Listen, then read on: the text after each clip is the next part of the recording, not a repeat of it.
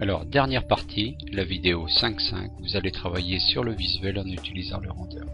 Donc au préalable, vous allez apprendre à étirer les éléments de structure, visualiser les modifications sur la 3D, dupliquer des éléments en linéaire et en circulaire, compléter le projet en ajoutant des poteaux sur la structure, lancer le render, régler le render à partir de l'arborescence, modifier la position géographique, modifier l'orientation du nord, faire une insertion paysagère en ajoutant un arrière-plan et enfin faire un rendu définitif de votre projet. À ce stade, votre projet est pratiquement terminé. Nous allons procéder à des modifications et vous montrer l'utilisation de certains outils comme étirer. C'est un outil très intéressant. Donc là, on va simplement faire en sorte de voir la partie structure qui a été modifiée. Donc vous pouvez étirer ou rétrécir à votre convenance. À partir du moment où la distance a été donnée, les modifications se font automatiquement. Donc là on recommence, on l'étire. Vous voyez les modifications sur la partie droite au niveau de la 3D, de façon à ce que ça puisse passer sous le toit.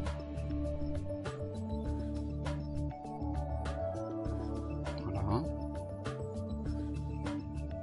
Donc là on active la totalité puisqu'on a masqué certains éléments. Maintenant on va faire en sorte de voir tous les éléments. Alors ici on va changer l'aspect visuel en mettant des poteaux au niveau des balcons. Donc les poteaux vont être extrudés sur les 3 niveaux. On peut en voir un. Donc le poteau est fait. On va le multiplier, c'est-à-dire qu'on va faire un centre 3 points, enfin un cercle 3 points, pardon, de façon à faire un réseau et multiplier les poteaux, de façon à ce que les poteaux suivent la courbe qui était précédemment dessinée, sur l'axe Z bien sûr.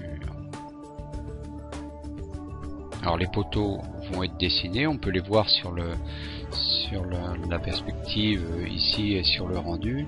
Mon petit souci, les éléments décoratifs qui étaient sélectionnés ont été eux aussi reproduits. Donc vous pouvez voir, bon bah si c'était un effet recherché, il n'y a pas de problème. Bon là c'était pas le cas, donc on va supprimer les éléments qui ne servent pas, quoi. Donc là vous pouvez voir sur la 3D ce que ça donne, le visuel avec tous les poteaux. Donc maintenant nous allons passer au rendu proprement dit, puisqu'il y a plusieurs réglages à faire au niveau de la focale. Alors vous pouvez modifier la focale en fonction de l'angle, c'est-à-dire grand angle ou non. Ça dépend et vous pouvez agir aussi sur les différentes vues. Vous voyez, je passe d'une vue à l'autre sans problème. Donc on peut montrer la cuisine, mais aussi on peut montrer la partie entière du bâtiment et pouvoir bouger le bâtiment et le montrer éventuellement à la personne qui souhaite réaliser le projet.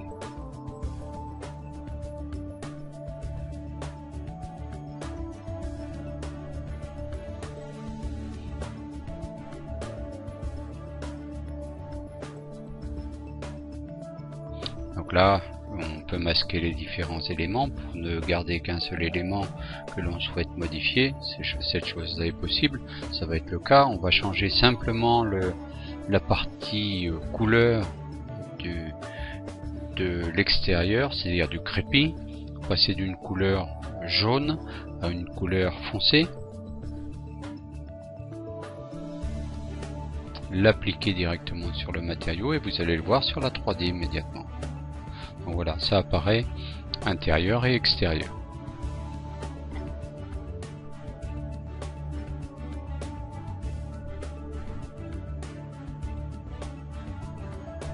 Donc maintenant travaille directement sur le render pour travailler sur les différents réglages des différentes scènes.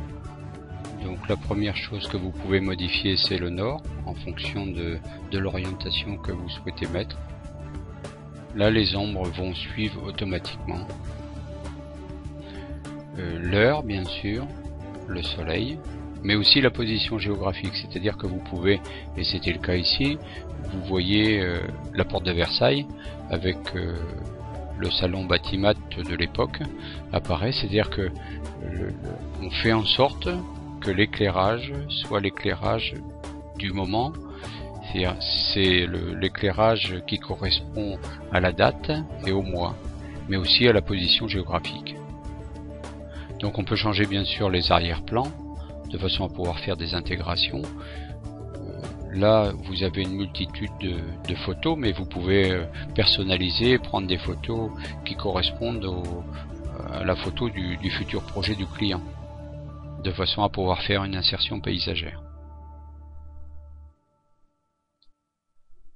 Et enfin, dernier point, faire le rendu réaliste de façon à ce que ça puisse correspondre à ce que le client souhaite voir et s'approcher de la réalité telle que vous pourriez voir le projet une fois terminé. Voilà, les vidéos sont maintenant terminées. Tout ce travail a été fait bien sûr avec la collaboration de la société Arc Technologies et le logiciel Arc Plus 2011.